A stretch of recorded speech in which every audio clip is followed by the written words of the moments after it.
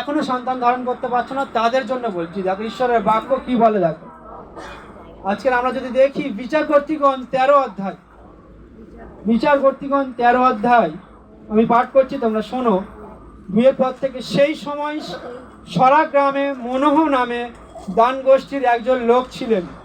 তার স্ত্রী বন্ধা ছিলেন বলে তার কোনো ছেলে মেয়ে হয়নি।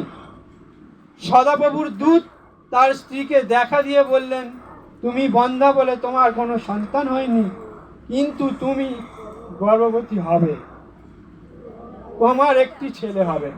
আমেন। তাহলে আজকের এই স্বর্গের দূত এসে সেই ঈশ্বর বিশ্বাসী যার বন্ধা, ঈশ্বর যে বন্ধা নারী, তার স্বামী প্রার্থনা করছে আর তার স্ত্রীর কাছে ঈশ্বরের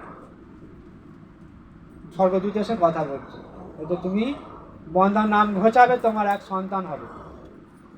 আজকের সেখানে কিছু কথা বলেছিল, বলছে আঙুর রস কিংবা কোনো মদ কিংবা অসুচি কিছু যাতে তুমি না খাও, সেই জন্য তোমাকে সাবধান থাকতে হবে।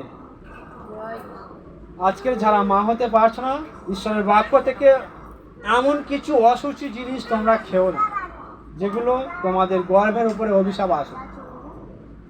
আজকের এমন কিছু কিছু জিনিস আছে যেটা যারা সন্তান ধারণ করতে পারেনি তাদের খাওয়া উচিত নয়। অবশ্যই সবাই খাওয়া উচিত নয়। এমন কিছু জিনিস আছে যেগুলো অসুচি জিনিস, ঈশ্বর ঘৃণিত জিনিস, যেগুলো ঈশ্বর ঘৃণা করে।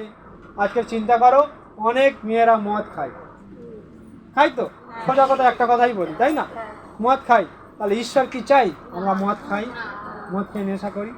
তাহলে অসুচি জিনিস ঈশ্বরের কাছে অসুচি জিনিস, আজকে ঈশ্বর চাইছে না। এখানে অনেক কিছু আদেশ দেওয়া ছিল।